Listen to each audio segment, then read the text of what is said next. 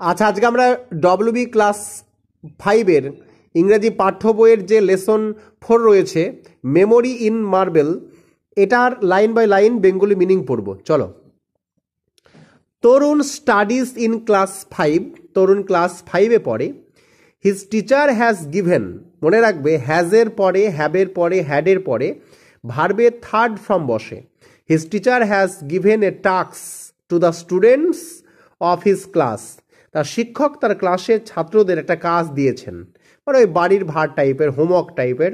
Task মানে কাজ। আর গিভেনটা কোথা থেকে আসে? গিভ ভার্ব থেকে, GIVE, গিভ মানে দেওয়া, সেখান থেকে গিভ, গেভ, গিভেন হয়। ওই যে বললাম 3 নম্বর রূপটা বসে। এগুলো কিন্তু বুঝতে হবে, না হলে কিন্তু তোমরা বানিয়ে বানিয়ে ইংরেজি লিখতে পারবে না, ঠিক আছে? He has told them to write a paragraph on the Taj Mahal, তিনি তাদের তাজমহলের উপর একটা প্যারাগ্রাফ মানে অনুচ্ছেদ লিখতে বলেছেন। But Tarun does not no, এই দেখো এখানে একটা গ্রামাটিক্যাল ব্যাপার। ডাজ নট কোথায় বসে? একটা নামের পরে বর্তমানকালে বা সিম্পল প্রেজেন্ট টেন্সে ডাজ নট বসে, ঠিক আছে? তোমরা যারা আমার এই ক্লাসটা করে একটু হলেও উপকার পাচ্ছ, তোমরা আমার সাথে যোগাযোগ করতে পারো। আমার মোবাইল নাম্বার হচ্ছে 81 67 45 12 53, 81 67 45 12 53, এই নাম্বারে যোগাযোগ করতে পারো। কি বলছে দেখো, তোমরা যদি এই গ্রামারগুলি না বোঝো তাহলে কিন্তু ইংরেজিতে এগোতে পারবে না। But Tarun does not know, KNOW, know মানে জানা, কিন্তু তরুণ জানে না, মাস মানে খুব বেশি, মাস মানে বেশি, অ্যাবাউট দ্য তাজমহল, তাজমহল সম্পর্কে তরুণ জানে না। কিন্তু শিক্ষক মহাশয় ভার দিয়েছেন, অনুচ্ছেদ লিখতে হবে।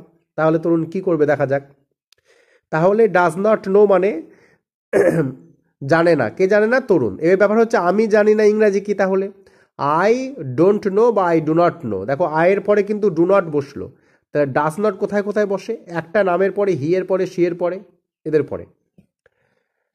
হি অনলি নোজ, সে শুধুমাত্র জানে, that it is a beautiful monument situated in Agra. আগ্রাটা কোথায়? উত্তরপ্রদেশে। সিচুয়েটেড মানে অবস্থিত, মনুমেন্ট মানে স্মৃতিস্তম্ভ। তাহলে সে কেবল জানে যে এটি আগ্রায় অবস্থিত একটা সুন্দর স্মৃতিস্তম্ভ। বিউটিফুল মনুমেন্ট, সুন্দর স্মৃতিস্তম্ভ, অর্থাৎ যে স্তম্ভটি কারো স্মৃতিতে বানানো হয়। ওরিড মানে চিন্তিত হয়ে, he came back home in evening, সে উদ্বিগ্ন হয়ে বা চিন্তিত হয়ে সে সন্ধ্যায় বাড়ি ফিরে আসলো। অ্যান্ড আস্কড হিজ গ্র্যান্ডফাদার, এবং ঠাকুরদাদাকে জিজ্ঞেস করলো। গ্র্যান্ডফাদার, ঠাকুরদা, can you tell me something about Taj Mahal, তুমি কি আমাকে তাজমহল সম্পর্কে কিছু বলতে পারবে? তরুণস গ্র্যান্ডফাদার, তরুণের ঠাকুরদা ওয়াজ এ রিটায়ার্ড টিচার, একজন অবসরপ্রাপ্ত শিক্ষক ছিলেন। হি নিউ এ লট, তিনি অনেক কিছু জানতেন। নিউ মানে জানতেন, KNEW। হি নিউ এ লট, তিনি অনেক কিছু জানতেন, অ্যাবাউট দিস বিউটিফুল মনুমেন্ট। আচ্ছা, একটু আগে আমরা পড়লাম না, নিউ মানে জানতেন, তাহলে এর 1 নম্বর রূপটা কি? নো মানে জানা। এইভাবে ইংরাজি পড়বে। আই নো, আমি জানি। হি নোজ, সে জানে। হি নোজ, KNOWS হবে, ঠিক আছে? হি নোজ, সে জানে। সে জানে না, হি ডাজ নট নো, তখন আবার নো এর পরে এস হবে না, ডাজ নট হয়ে যাচ্ছে। এইগুলি শিখতে হবে, এইগুলি না শিখলে ইংরেজিতে উন্নতি হবে না। হি নিউ, সে জানতো, এ লট মানে অনেক, প্রচুর, অ্যাবাউট দিস মানে অনেকটা জানতো, অ্যাবাউট দিস বিউটিফুল মনুমেন্ট, তিনি সুন্দর স্মৃতিস্তম্ভ সম্পর্কে অনেক কিছু জানতেন। তাহলে জানতেন ইংরেজি কোনটা? নিউ, KNEW, ঠিক আছে? আচ্ছা, হি স্মাইল্ড, তিনি হাসলেন। অ্যান্ড সেড, বললেন, okay, if you promise to be a good boy, ঠিক আছে, প্রমিস করা মানে কথা দেওয়া, প্রতিশ্রুতি দেওয়া, যদি তুমি ভালো ছেলে হওয়ার প্রতিশ্রুতি দাও, আই উইল টেল ইউ, আমি তোমাকে বলবো। বাংলা বাক্যের শেষে বে থাকলে সাবজেক্টে পরে উইল বসে। বর্তমানকালে সব জায়গায় উইলই বসাচ্ছে। আগে শ্যাল হতো, আয়ের পরে শ্যাল, উইয়ের পরে শ্যাল, কিন্তু আজকাল দেখছি আয়ের পরে উইল বসাচ্ছে।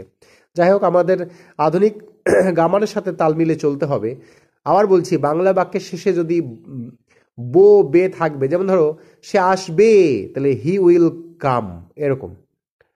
আই উইল টেল ইউ, আমি তোমাকে বলবো, এই দেখছো উইল আসছে, বলবো, মেনি থিংস অ্যাবাউট দ্য তাজ, মানে তাজমহল সম্পর্কে। অর্থাৎ কি বললো, যে আমি তোমাকে তাজমহল সম্পর্কে অনেক কিছু বলবো।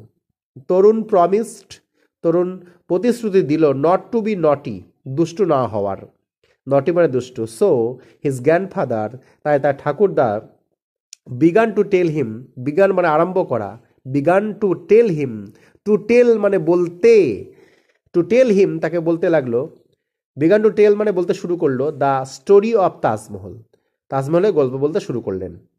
ওয়ান্স আপন এ টাইম, একদা এক সময়ে, there lived a prince, prince মানে কি রাজপুত্র, রাজকুমার, প্রিন্স নেমড খুররম, অর্থাৎ একদা খুররম নামে এক রাজপুত্র বসবাস করতেন। He was the son of Jahangir, তিনি জাহাঙ্গীরের ছেলে ছিলেন, সন মানে ছেলে, and the grandson of Akbar, আকবরের গ্র্যান্ডসন মানে নাতি ছিলেন, the great, Akbar the great মানে মহান আকবরের নাতি ছিলেন। One day Khurram, Khurram went to the Meena Bazaar, একদিন খুররম মিনা বাজারে গিয়েছিলেন। আচ্ছা গিয়েছিলেন ইংরেজি কোনটা, ওয়েন্ট, WENT, তাহলে এর এক নম্বর কি, গো, যাওয়া, মনে রাখবে। আই গো আমি যাই, আই ওয়েন্ট আমি গিয়েছিলাম, রাম ওয়েন্ট রাম গিয়েছিল, Ram went to the market Ram বাজারে গিয়েছিল, এরকম করে পড়তে হবে। রাম গোজ রাম যায়, রাম উইল গো রাম যাবে, এইভাবে পড়লে তোমরা শিখতে পারবে ভালো। ওই জন্য বলছি যাদের প্রয়োজন আমার সাথে যোগাযোগ করবে। তাহলে কি বলছে যে one day Khurram went to the Meena Bazaar with his friends, তার বন্ধুদের সাথে সে মিনা বাজারে গিয়েছিল। There he caught a glimpse of an extremely beautiful girl who was selling, যে বিক্রি করছিল silk and glass beads, glass bead মানে হচ্ছে কাঁচের পুঁতি, ঠিক আছে। সেখানে তিনি এক অত্যন্ত সুন্দরী, এক্সট্রিমলি বিউটিফুল, অত্যন্ত সুন্দরী মেয়ের এক ঝলক পেয়েছিলেন, ঠিক আছে, এক ঝলক পেয়েছিলেন মানে দেখেছিলেন, এক ঝলক দেখেছিলেন, যে রেশম ও কাঁচের পুঁতি বিক্রি করছিল, সিল্ক মানে রেশম, ঠিক আছে। কটে গ্লিমস মানে এক ঝলক দেখা, মানে কারোর চোখের চাউনিতে আটকে যাওয়া যাকে বলা হয়, ধরা পড়ে যাওয়া। কট হচ্ছে ক্যাশের 2 নম্বর রূপ, ক্যাশ কট, কট দুই নম্বর রূপ, 3 নম্বর রূপ একই হয়। দ্য গার্ল ওয়াজ, মেয়েটি ছিল আরজুমান্থ বানু বেগম, মেয়েটি ছিল Arjumand Banu Begum. She was born, তিনি জন্মেছিলেন in a family of Persian nobility, তিনি একজন পারস্যের সম্ভ্রান্ত পরিবারে জন্মগ্রহণ করেছিলেন। আফটার মিটিং হার, তারপরে তার সাথে দেখা হওয়ার পর, তার সাথে দেখা করার পর, আফটার মিটিং হার, মিট মানে দেখা হওয়া, Khurram went back to his father, Khurram তার বাবার কাছে গেলেন, ঠিক আছে, বাবার কাছে ফিরে যান আর কি। ওয়েন্ট আগেই বলেছি, ওয়েন্ট মানে গিয়েছিল বা গেলেন, ঠিক আছে। অ্যান্ড সেড দ্যাট, বললেন যে, he wanted to marry her, তিনি তাকে বিয়ে করতে চান, এটা বললেন, ঠিক আছে। খুররম ম্যারিড আরজুমান বানু বেগম ইন 1612, 1612 সালে খুররম আরজুমান বানু বেগমকে বিয়ে করলেন। 5 years আফটার, 5 বছর পরে, দেয়ার ফার্স্ট মিটিং, তার মানে এটা কি, যে খুররম 1612 সালে আরজুমান বানু বেগমকে বিয়ে করেন তাদের প্রথম দেখা হওয়ার 5 বছর পরে।